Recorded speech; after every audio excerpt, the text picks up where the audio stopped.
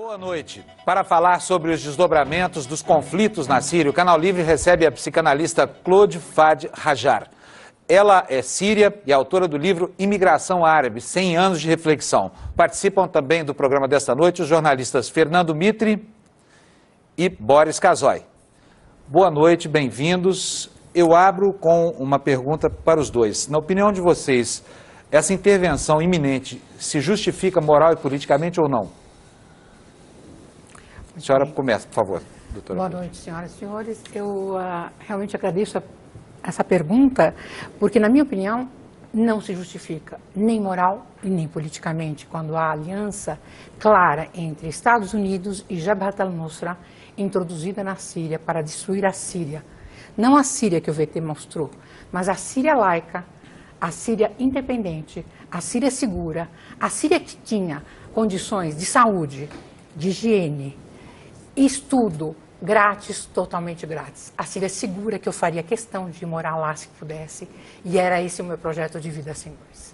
Portanto, não se justifica e não se justifica pela linha vermelha.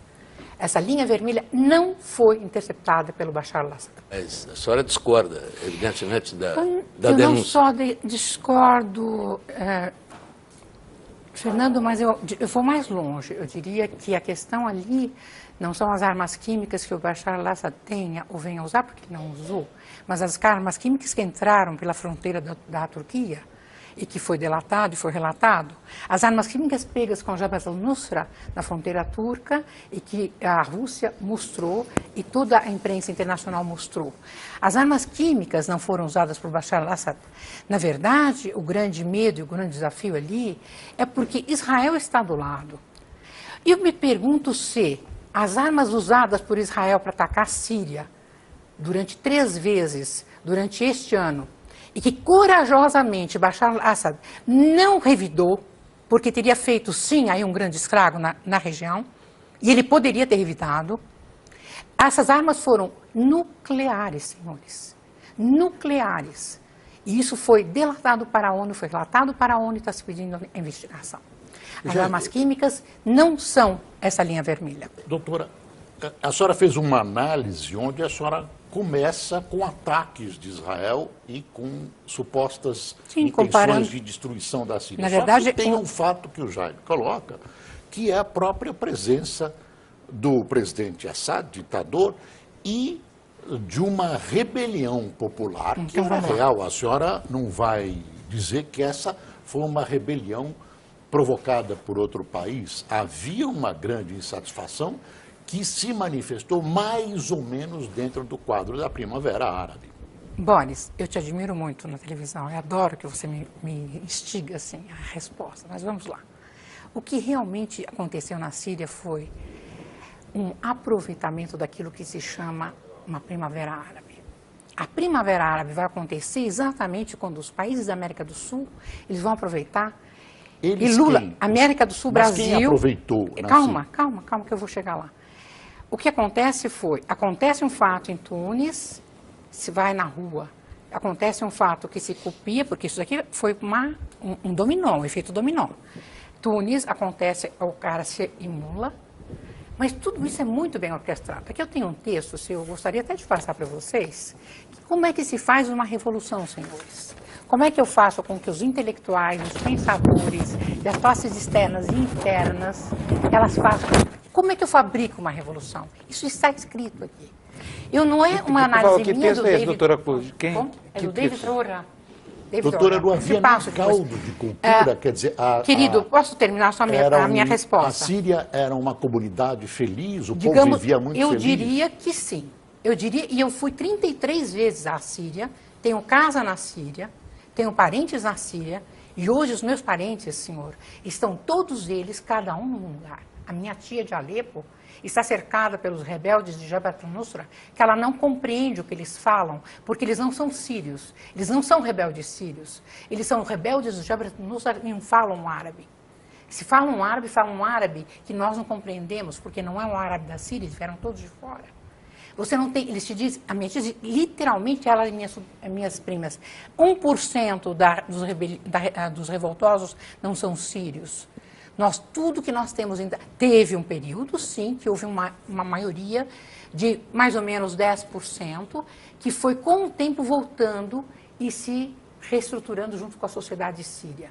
Você teve uma destruição da Síria do mesmo jeito que você teve a destruição do Iraque e do mesmo jeito que você destruiu a Líbia. E essa é uma programação mundial feita pelo grupo Bilderberg e por outros grupos que querem, sim, o domínio mundial. Senhores, nós não estamos brincando, nós estamos falando de coisa séria. Destruir um país, fazer com que 4 milhões de habitantes saiam de suas casas, que as crianças morram, que as mulheres sejam rasgadas as suas barrigas e tirados fetos e pendurados, isso daí só é feito por quem? Por Hafez Assad. Não, senhor, pelos pelo bárbaros Assad, que ele introduziu na Síria, pela Jabhat al-Nusra que ele introduziu na Síria, pelos bárbaros que entraram lá dentro. Porque Hafez Assad, quando defende o seu país com o seu próprio exército, eu te digo mais, nossos soldados saíram às ruas agora, quando nós tivemos as passeatas, quando as pessoas Mas a senhora santifica um ditador sanguinário. Querido, não é sanguinário, Claro você que conheceu é. ele aqui? Eu assisti Aliás, o nós vamos programa. já Só faltava mostrar ele essa mandar entrevista. matar alguém Mas- Esse senhor não é sanguinário. Mas Esse claro que senhor é. tratou a Síria como nunca ninguém tratou. Ele fez a reforma política da Síria. Mas que reforma? A política feita durante a guerra, Boris. Não sei se você sabe que isso é muito difícil. Não tem eleições livres, não tem liberdade de expressão, não tem nenhum Quem te tipo disse? de... Claro que Quem não te tem. disse? Nos últimos 10 anos, nós tínhamos 2 bancos funcionando na Síria quando morreu o pai dele. Nós temos mais de 30 bancos. Bancos? Bancos. E o que isso representa? Representa a liberdade de expressão? liberdade econômica. Você não pode ter uma liberdade civil se você não tem uma liberdade econômica. Estava em processo. O problema é que o processo vinha, mas ele já tinha uma cadeia Ele não econômica cumpriu que as Mas ele, promessas. na entrevista que ele nos deu, ele tinha anunciado uma abertura Aliás, política. eu vou que era até 2010, antecipar essa 2010, entrevista. 6 meses Hein, Paulo? depois, Isso. começou a Revolução, 7, 8 meses depois.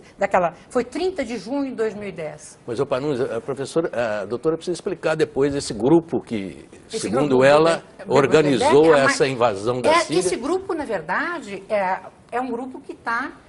a oposição síria no exterior, paga pelos Estados Unidos, paga pela Inglaterra, pago por parte da Holanda, porque o dinheiro não vem de um lado só, vem por vários caminhos, pelo CFR americano. Eles pagam uma oposição no exterior que alimenta uma oposição dentro da Síria.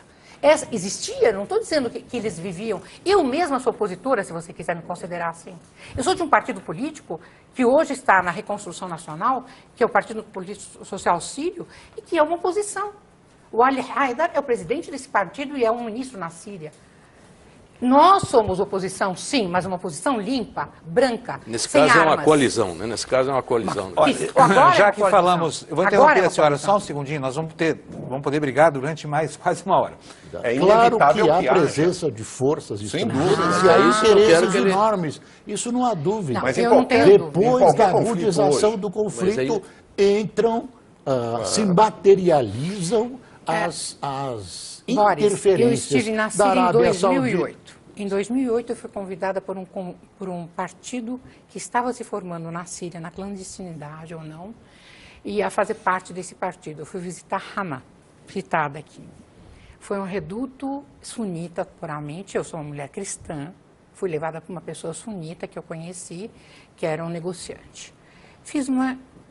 Eu acho que naquele momento eles me viam, na verdade, ainda como opositora ao regime. E, na verdade, eu sempre tive muita paixão pela Síria, né? E eu tinha, pela minha paixão pela Síria, a minha crítica, porque quando você gosta, você também vê defeitos e você também pode criticar. E eu queria o melhor para a Síria.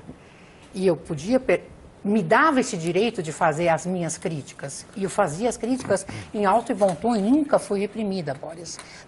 Na Síria e muitas vezes na televisão síria. A senhora E muitas considera vezes- o governo sírio um governo corrupto?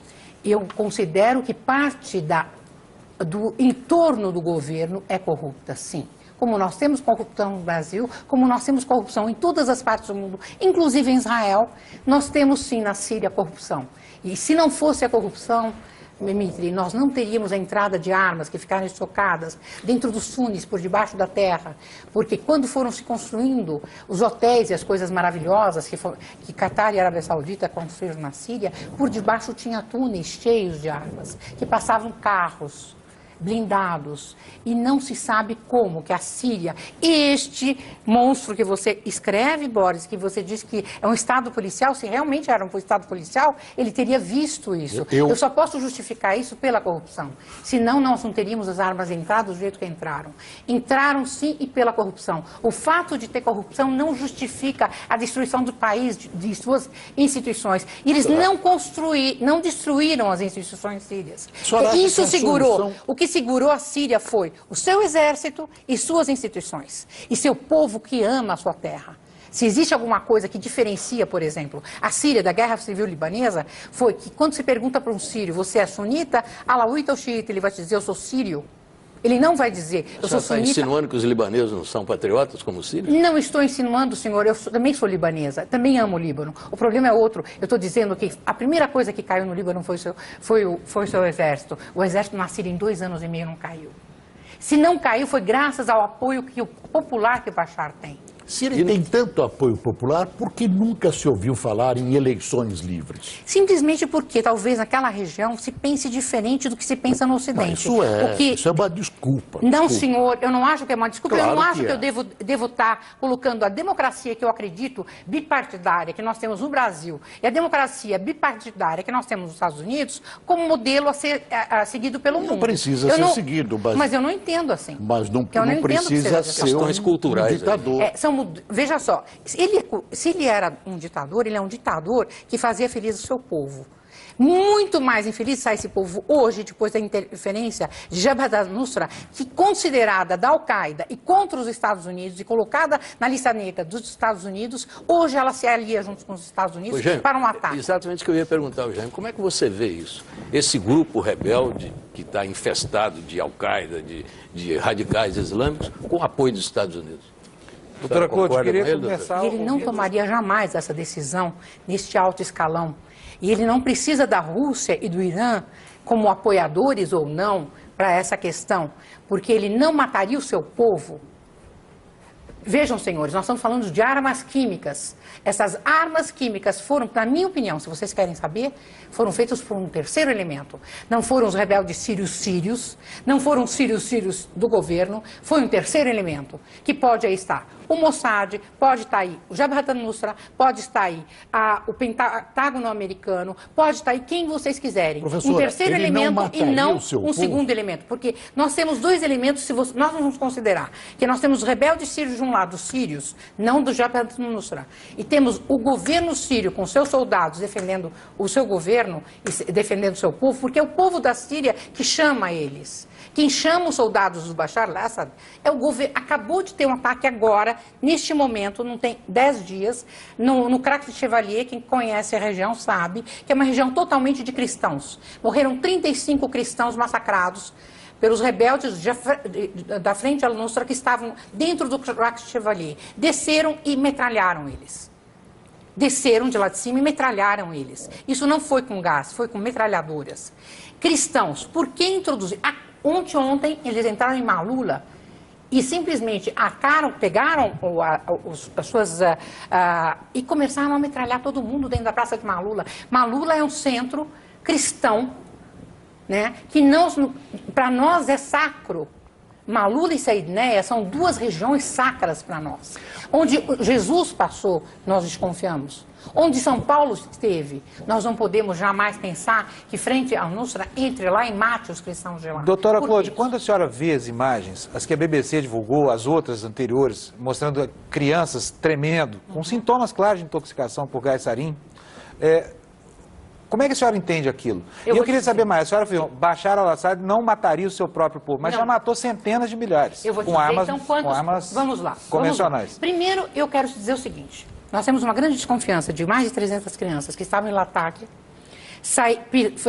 estão perdidas em Latakia, os pais perderam essas crianças e foram encontradas dentro de um refrigerador com gelo.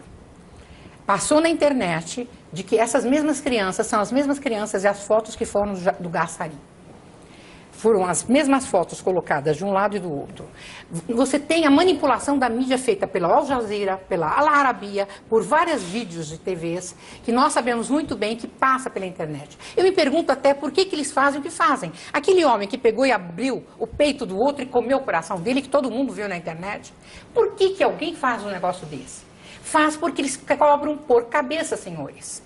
Essas pessoas são pagas, são mercenários, pagos para matar o povo sírio, de uma forma atroz, para fazer com que a comunidade internacional interceda e venha e entre. Acontece que, por enquanto, o Bashar al-Assad está defendendo seu povo Professora, sírio. quanto à crueldade... Aliado com, sim, com o Hezbollah. Aliado com a Hezbollah. Eu não digo que o Hezbollah não tenha entrado para dar aliança ao povo sírio. Por que não?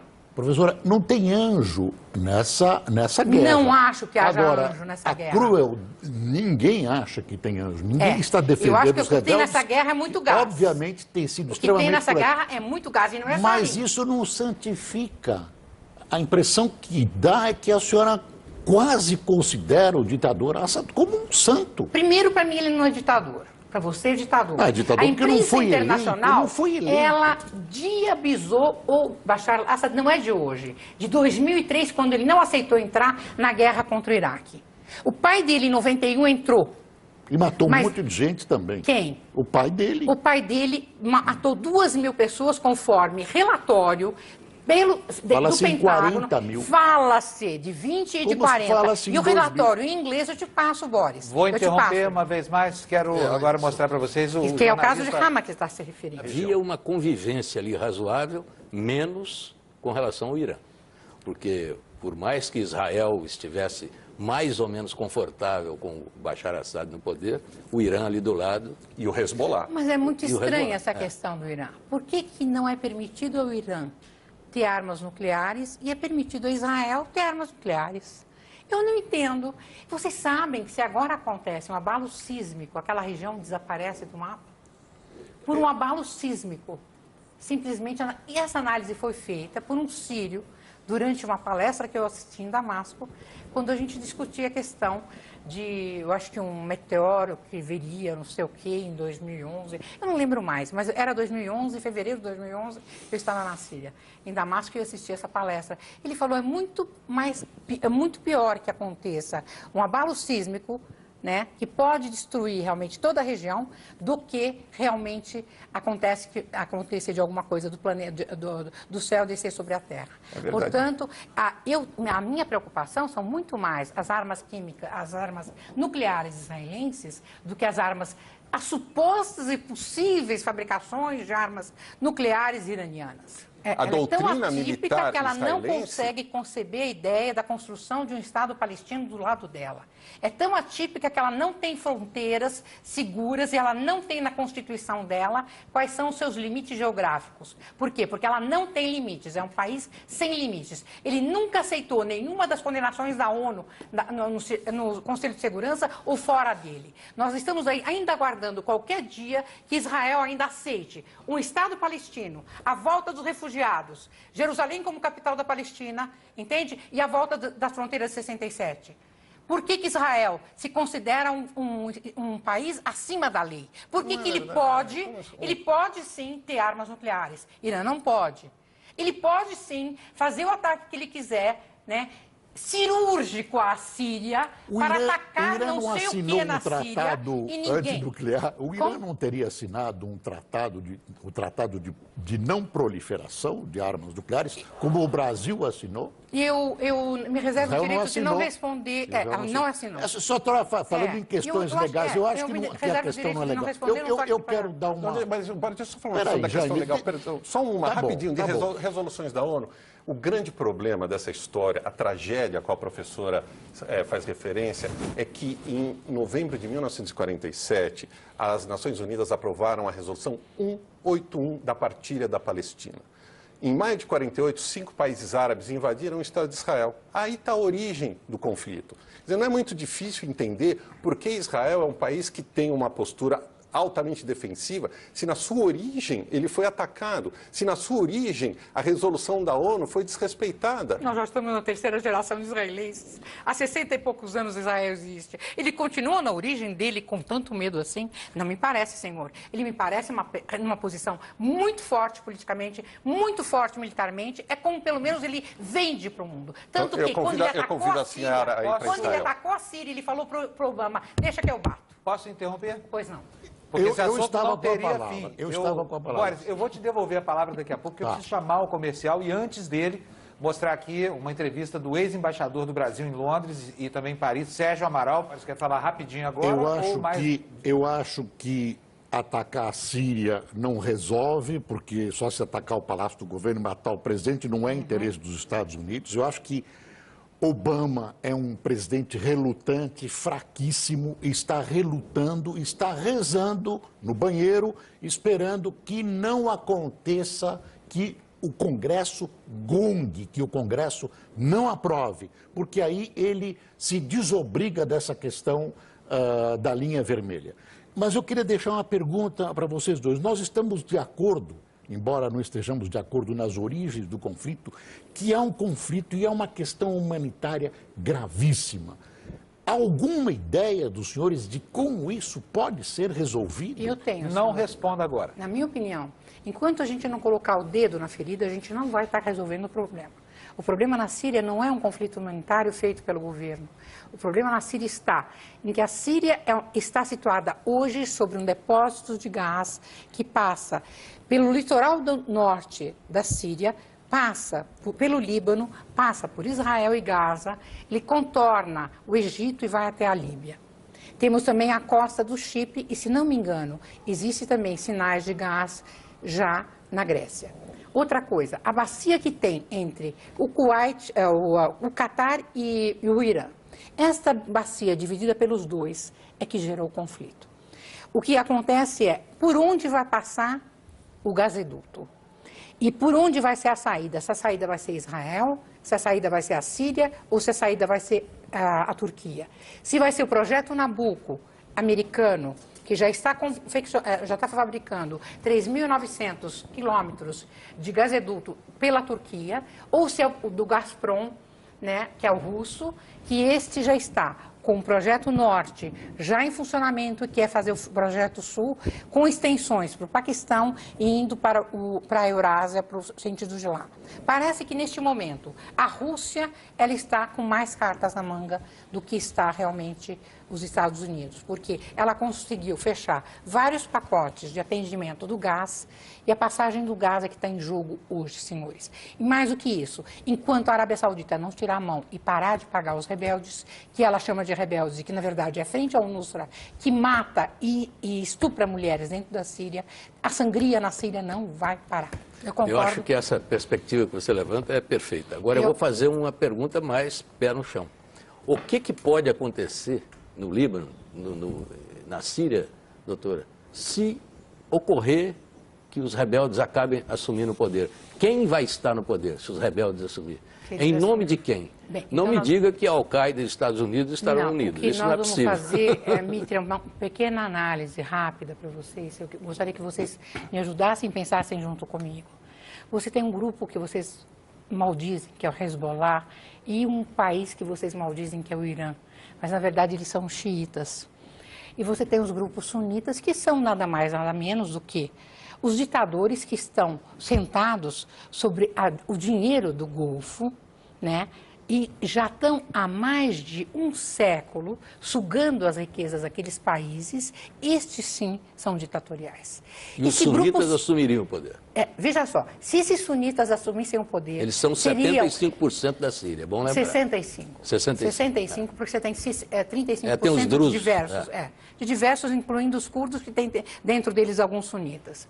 O que você vai ver lá, na verdade, é a volta de um emirado islâmico, um califado islâmico antigo, e a Síria não vai aceitar. O tecido social sírio não aceita isso, rejeita isso. Se de fato o Ocidente quer que, de repente, nós vamos sair, fazer uma migração em massa dos cristãos e uma imigração em massa desse grupo social sírio, que é homogêneo no sentido de gostar da Síria e de conviver com a Síria, apesar de tudo que o Ocidente possa ver da Síria, a Síria é um país lindo e eu convido todos a visitá-lo. Maravilhoso. E todas as pessoas que foram se encantaram com a Síria. Jaime, não deixe de ir. Olha, vá. Mas o que eu quero só completar, se você Eu só vou pedir para a senhora pressa, porque nós estamos já além do tempo. A diferença entre os xiitas e os sunitas, quando você vê o grupo Hezbollah, em nenhum momento ele faz uma tragédia e abre a barriga de uma mulher e tira um filho.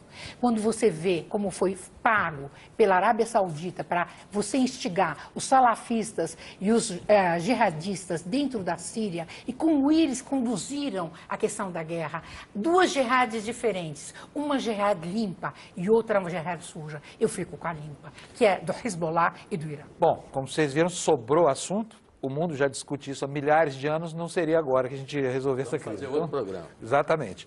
Então, infelizmente, o Canal Livre de hoje terminou, ficamos por aqui. Agradecemos muito a presença da psicanalista e escritora Claude Fadi Hajar, dos jornalistas Jaime Spitkovski, Fernando Mitre e Boris Casoy, que estiveram comigo aqui na bancada hoje. Uma ótima semana para você, a gente se vê no domingo que vem. Até lá.